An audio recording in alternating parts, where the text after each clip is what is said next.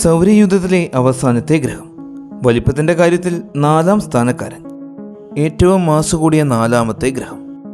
സൂര്യനിൽ നിന്നും 450 കോടി കിലോമീറ്ററുകൾ അകലെ സ്ഥിതി ചെയ്യുന്ന തണുത്ത് മരവിച്ച നീല നിറമുള്ള വിചിത്ര ലോകം നെപ്റ്റ്യൂൺ. സൗരയൂഥത്തിന് പുറത്തേക്ക് വിക്ഷേപിച്ച വോയേജർ 2 എന്ന പേടകം നീണ്ട വർഷക്കാലത്തെ യാത്രയ്ക്കൊടുവിൽ നെപ്റ്റ്യൂണിൻ്റെ സമീപത്തെത്തിയപ്പോഴാണ് അന്നേ വരെ മനുഷ്യൻ കണ്ടിട്ടില്ലാത്ത ആ വിചിത്ര കാഴ്ചകളെല്ലാം കാണുന്നത്. നീല നിറമുള്ള ഐസ് ലോകം, ശബ്ദത്തിൻ്റെ ഇരട്ടി വേഗതയിൽ നിരന്തരം വീശിയടിച്ചുകൊണ്ടിരിക്കുന്ന വലിയ കൊടുങ്കാറ്റുകൾ, മറ്റൊരു സൗരയൂഥം എന്ന പോലെ തന്നെ ചുറ്റിലും അനേകം ഉപഗ്രഹങ്ങൾ, ഡയമണ്ട് മഴയായി പെയ്യുന്നു. അങ്ങനെ ധാരാളം കാഴ്ചകൾ. ഇന്ന് നമ്മൾ കാണാൻ പോകുന്നത് സൗരയൂഥത്തിൻ്റെ അതിരിലൂടെ സൂര്യനെ വലം വെച്ചുകൊണ്ടിരിക്കുന്ന ഈ തണുത്ത് മരവിച്ച ലോകത്തിലെ അത്ഭുത കാഴ്ചകളാണ്.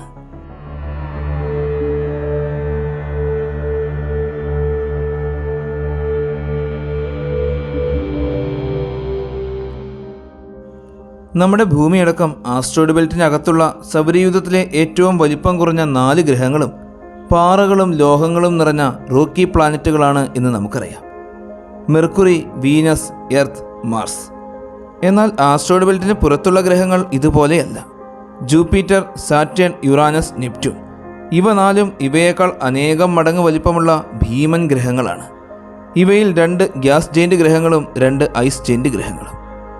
ഇവയിൽ സൂര്യനിൽ നിന്നും അകലത്തിൻ്റെ അടിസ്ഥാനത്തിൽ 8-മതും ഏറ്റവും അകലത്തിൽ സ്ഥിതി ചെയ്യുന്നതുമായ ഗ്രഹമാണ് നെപ്റ്റ്യൂൺ. സൂര്യനിൽ നിന്നും ഏകദേശം 30 ആസ്ട്രോണമിക്കൽ ദൂരം അകലത്തിലാണ് നെപ്റ്റ്യൂൺ സൂര്യനെ വലം വെച്ചുകൊണ്ടിരിക്കുന്നത്. അതായത് സൂര്യനിൽ നിന്നും ഭൂമിയിലേക്കുള്ള അകലത്തിൻ്റെ 30 ഇരട്ടി ദൂരം, ഏകദേശം 450 കോടി കിലോമീറ്റർ അകലത്തിലൂടെ. സൂര്യനിൽ നിന്നും ഇത്രത്തോളം അകലത്തിൽ സ്ഥിതി ചെയ്യുന്നത് കൊണ്ട് തന്നെ ഈ ഗ്രഹം തണുത്ത് മരവിച്ച അവസ്ഥയിലാണുള്ളത്. നമുക്കൊരിക്കലും നെപ്റ്റ്യൂണിനെ ഭൂമിയിൽ നിന്നുകൊണ്ട് നഗ്നനേത്രങ്ങൾ കൊണ്ട് കാണുവാൻ സാധിക്കില്ല.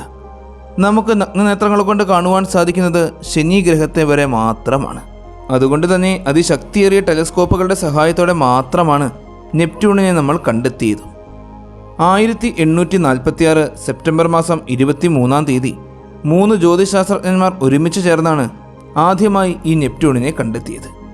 സൗരയൂഥത്തിലെ 8-മത്തേതും അവസാനത്തേതുമായ ഈ ഗ്രഹം സൂര്യനിൽ നിന്നും ഇത്രത്തോളം അകലത്തിൽ സ്ഥിതി ചെയ്യുന്നത് കൊണ്ട് തന്നെ കണ്ടെത്തിയ സമയത്ത് നമുക്കധികമൊന്നും നെപ്റ്റ്യൂണിനെക്കുറിച്ച് മനസ്സിലാക്കാൻ സാധിച്ചിരുന്നില്ല. യുറാനസിൻ്റെ ഭ്രമണപഥത്തെക്കുറിച്ച് പഠിക്കുന്ന സമയത്ത് ഗണിതശാസ്ത്രത്തിലെ ഇക്വേഷനുകൾ മാത്രം ഉപയോഗിച്ച് നെപ്റ്റ്യൂണിൻ്റെ സ്ഥാനം വളരെ കൃത്യമായി തന്നെ നിർവചിച്ചിരുന്നു. അങ്ങനെ കണ്ടെത്തിയ സൗരയൂഥത്തിലെ ഒരേ ഒരു ഗ്രഹമാണ് നെപ്റ്റ്യൂൺ.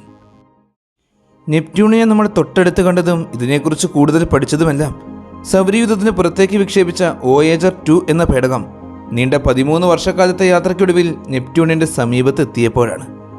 തണുത്ത് കിടക്കുന്ന ഈ ഐസ് ഭീമന് നമ്മുടെ ഭൂമിയുടെ 17 മടങ്ങിലും കൂടുതൽ മാസുണ്ട്. 49,528 കിലോമീറ്ററോളം വ്യാസമുള്ള നെപ്റ്റ്യൂണിന് നമ്മുടെ ഭൂമിയുടെ 57 മടങ്ങ് വലിപ്പമുണ്ട്. ഈ ഗ്രഹത്തിലെ 80% ഹൈഡ്രജനാണ്. മിച്ചമുള്ളതിൽ 19% ഹീലിയവും ബാക്കിയുള്ള 1% മീഥേനുമാണ്. ഈ വലിയ ഗ്രഹത്തിന് സൂര്യന് ചുറ്റും ഒരു തവണ വലം വയ്ക്കുന്നതിന് വേണ്ടി വരുന്നത് ഭൂമിയിലെ 165 വർഷങ്ങളാണ്. അതായത് നെപ്റ്റ്യൂണിലെ ഒരു വർഷം എന്നത് ഭൂമിയിലെ 165 വർഷങ്ങളാണ്. മറ്റൊരർത്ഥത്തിൽ പറഞ്ഞാൽ നെപ്റ്റ്യൂണിനെ നമ്മൾ ആദ്യമായി കണ്ടെത്തിക്കഴിഞ്ഞ് 1 വർഷം മാത്രമേ നെപ്റ്റ്യൂണിൽ ഇന്നേ വരെ കഴിഞ്ഞിട്ടുള്ളൂ. ഇത്രമാത്രം സമയമെടുത്ത് സൂര്യനെ പരിക്രമണം ചെയ്യുന്ന ഈ നെപ്റ്റ്യൂൺ സ്വന്തം അച്ചുതണ്ടിൽ ഒരു തവണ ഭ്രമണം ചെയ്യുന്നതിന് ഭൂമിയിലെ 16 മണിക്കൂറുകൾ മാത്രം മതി. -235 ഡിഗ്രി സെൽഷ്യസാണ് നെപ്റ്റ്യൂണിൻ്റെ ശരാശരി താപനില. സൂര്യനിൽ നിന്നും ഏറ്റവും അകലത്തിൽ സ്ഥിതി ചെയ്യുന്ന ഗ്രഹം നെപ്റ്റ്യൂൺ ആണെങ്കിലും സൗരയൂഥത്തിലെ ഏറ്റവും തണുത്ത ഗ്രഹം നെപ്റ്റ്യൂൺ അല്ല. അത് സൗരയൂഥത്തിലെ 7-മത്തെ ഗ്രഹമായ യുറാനസ് ആണ്. നെപ്റ്റ്യൂണിലെ താപനിലയേക്കാളും 10 ഡിഗ്രി സെൽഷ്യസ് താപനില കുറവാണ് യുറാനസിൽ. നെപ്റ്റ്യൂൺ സ്വന്തം അച്ചുതണ്ടിൽ കറങ്ങുന്നത് ഏകദേശം ഭൂമിയുടെ അത്രയും തന്നെ ആക്സിയൽ ടിൽറ്റിലാണ്. 28 ഡിഗ്രി ചെരിവിലാണ് നെപ്റ്റ്യൂൺ സ്വയം കറങ്ങുന്നത്. അതുകൊണ്ട് തന്നെ നെപ്റ്റ്യൂണിൽ ഏകദേശം ഭൂമിയിൽ സംഭവിക്കുന്നത് പോലെ തന്നെ വ്യത്യസ്ത തരത്തിലുള്ള ഋതുഭേദങ്ങൾ സംഭവിക്കാറുണ്ട്. സൗരയൂഥത്തിലെ മറ്റ് ഗ്രഹങ്ങളെയെല്ലാം നോക്കിക്കഴിഞ്ഞാൽ യുറാനസ് ഒഴികെ മെർക്കുറി മുതൽ സാറ്റേൺ വരെയുള്ള ഗ്രഹങ്ങൾക്ക് റോമൻ പുരാണങ്ങളിലെ ദേവന്മാരുടെ പേരുകളാണ് നൽകിയിരിക്കുന്നത്. യുറാനസിന് മാത്രം ഗ്രീക്ക് പുരാണത്തിലെ ദേവൻ്റെയും, എന്നാൽ സൗരയൂഥത്തിലെ എട്ടാമത്തേതും അവസാനത്തേതുമായ ഈ ഗ്രഹത്തിന് റോമൻ പുരാണത്തിലെ സമുദ്രത്തിൻ്റെ ദേവനായ നെപ്റ്റ്യൂണിൻ്റെ പേരാണ് ജ്യോതിശാസ്ത്രജ്ഞന്മാർ നൽകിയിരിക്കുന്നത്. വാതക ഭീമന്മാരായ ഗ്രഹങ്ങളിലെല്ലാം അതിശക്തിയായി കാറ്റ് വീശിയടിക്കാറുണ്ട് എന്ന് നമുക്കറിയാം. എന്നാൽ സൗരയൂഥത്തിലെ ഏറ്റവും വേഗതയേറിയ കാറ്റ് വീശുന്നത് നെപ്റ്റ്യൂണിലാണ്. 2160 km/h വേഗതയിലാണ് ഇവിടെ കാറ്റ് വീശിയടിച്ചുകൊണ്ടേയിരിക്കുന്നത്. ഏകദേശം ശബ്ദത്തിൻ്റെ ഇരട്ടി വേഗത. ആ കാറ്റിൻ്റെ വേഗത എത്രമാത്രമായിരിക്കുമെന്ന് നമുക്ക് സങ്കല്പിക്കാൻ പോലും സാധിക്കുന്നില്ല, അല്ലേ? വോയേജർ 2 പേടകം നെപ്റ്റ്യൂണിൻ്റെ 4950 km അടുത്തുകൂടെ പറന്നുപോയ സമയത്ത് നെപ്റ്റ്യൂണിൽ വീശിയടിച്ചുകൊണ്ടിരിക്കുന്ന 2 വലിയ ചുഴലിക്കാറ്റുകൾ ചിത്രീകരിച്ചു. നെപ്റ്റ്യൂണിൻ്റെ ചിത്രത്തിൽ നമുക്ക് കാണുവാൻ സാധിക്കുന്നത് ഈ ചുഴലിക്കാറ്റുകളുടെ ദൃശ്യമാണ്. ഇതിൽ നമുക്ക് കാണുവാൻ സാധിക്കുന്ന ഏറ്റവും വലിയ ചുഴലിക്കാറ്റിന് നമ്മുടെ ഭൂമിയേക്കാളും വലിപ്പമുണ്ട്. ദ ഗ്രേറ്റ് ഡാർക്ക് സ്പോട്ട് എന്നാണ് ഈ ചുഴലിക്കാറ്റിന് നൽകിയിരിക്കുന്ന പേര്. അതിൻ്റെ തൊട്ട് താഴെയായി ദ സ്മോൾ ഡാർക്ക് സ്പോട്ട് എന്ന പേരിൽ മറ്റൊരു ചെറിയ ചുഴലിക്കാറ്റിനെയും ചിത്രീകരിച്ചിട്ടുണ്ട്. ഇനി നമുക്ക് നെപ്റ്റ്യൂണിൻ്റെ സ്ട്രക്ചർ നോക്കാം. നെപ്റ്റ്യൂണിൻ്റെ സ്ട്രക്ചർ ഏകദേശം യുറാനസിൻ്റെ സ്ട്രക്ചർ പോലെ തന്നെയാണ്. നെപ്റ്റ്യൂണിൻ്റെ അന്തരീക്ഷത്തിൽ കൂടുതലായിട്ടുള്ളത് ഹൈഡ്രജനാണ്. അന്തരീക്ഷത്തിൻ്റെ 80% ഹൈഡ്രജനാണ്. മിച്ചമുള്ളതിൽ 19% ഹീലിയവും 1% മീഥെയ്ൻ ഗ്യാസുമാണുള്ളത്. നെപ്റ്റ്യൂണിൻ്റെ അതിമനോഹരമായ ഈ നീലനിറത്തിന് കാരണം അതിൻ്റെ അന്തരീക്ഷത്തിലുള്ള ഈ മീഥെയ്നാണ്.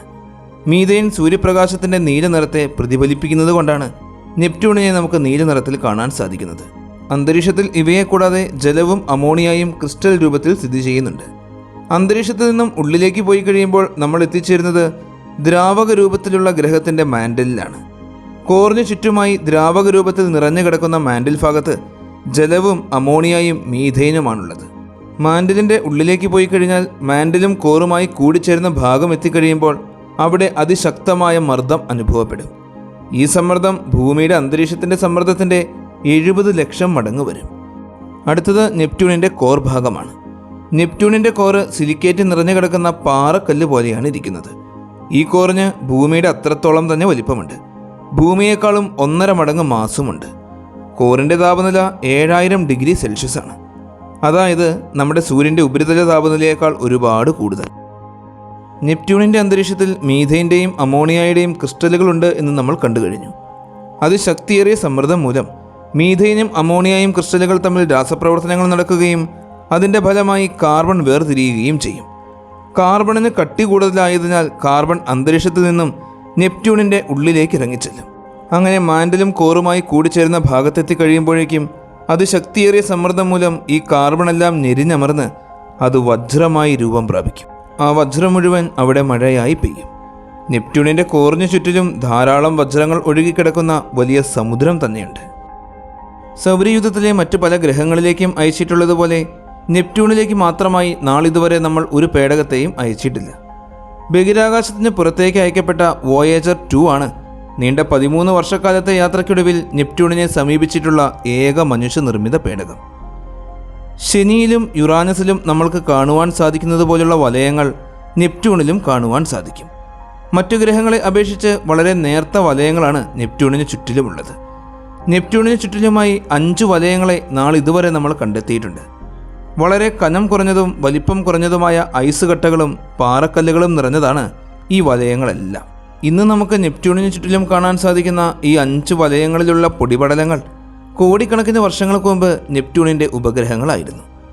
നെപ്റ്റ്യൂണിൻ്റെ റോഷ് ലിമിറ്റിലെത്തിയ അവ തകർന്ന് പൊടിപടലങ്ങളായി മാറിയാണ് ഇന്ന് വലയങ്ങളെ പോലെ വലം വെച്ചുകൊണ്ടിരിക്കുന്നത്. ഈ വലയങ്ങളെ അതിശക്തിയേറിയ ടെലസ്കോപ്പുകൾ ഉപയോഗിച്ച് മാത്രമേ നമുക്ക് കാണുവാൻ സാധിക്കൂ. കാരണം അത്രത്തോളം മങ്ങിയവയാണ് ഇവ. വെറും 35 കിലോമീറ്റർ മുതൽ 4000 കിലോമീറ്ററുകൾ വരെ വീതിയുണ്ട് ഓരോ വലയങ്ങൾക്കും. നമ്മൾ കണ്ട ഈ 5 വലയങ്ങൾ കൂടാതെ നെപ്റ്റ്യൂണിന് ചുറ്റിലും മറ്റൊരു സൗരയൂഥം എന്ന പോലെ തന്നെ ധാരാളം ഉപഗ്രഹങ്ങളുമുണ്ട്. നാളിതുവരെ നമ്മൾ കണ്ടെത്തിയിരിക്കുന്നത് നെപ്റ്റ്യൂണിൻ്റെ 14 ഉപഗ്രഹങ്ങളെയാണ്. അവയിൽ 1846 വില്യം ലാസർ കണ്ടുപിടിച്ച ട്രൈറ്റോണും 1949 കണ്ടുപിടിച്ച നെരീദും മാത്രമാണ് ഭൂമിയിൽ നിന്നുകൊണ്ട് നമുക്ക് കാണുവാൻ സാധിക്കുന്ന നെപ്റ്റ്യൂണിൻ്റെ ഉപഗ്രഹങ്ങൾ. 14 ഉപഗ്രഹങ്ങളിൽ 2700 കിലോമീറ്ററോളം വ്യാസമുള്ള ട്രൈറ്റോൺ ആണ് നെപ്റ്റ്യൂണിൻ്റെ ഏറ്റവും വലിയ ഉപഗ്രഹം. നെപ്റ്റ്യൂണിൻ്റെ ഒട്ടുമിക്ക ഉപഗ്രഹങ്ങളും നെപ്റ്റ്യൂൺ അച്ചുതണ്ടിൽ കറങ്ങുന്ന അതേ ദിശയിൽ തന്നെയാണ് നെപ്റ്റ്യൂണിന് ചുറ്റും വലം വയ്ക്കുന്നത്. എന്നാൽ ട്രൈറ്റോൺ നെപ്റ്റ്യൂണിൻ്റെ എതിർ ദിശയിലാണ് വലം വയ്ക്കുന്നത്. ഇത്തരത്തിലെ സൗരയൂഥത്തിലുള്ള ഏറ്റവും വലിയ ഉപഗ്രഹമാണ് ട്രൈറ്റോൺ. ട്രൈറ്റോണിൻ്റെ ഉപരിതലത്തിൽ പ്രധാനമായും അടങ്ങിയിരിക്കുന്നത് ഘനീഭവിച്ച് കിടക്കുന്ന നൈട്രജനും ജലവുമാണ്.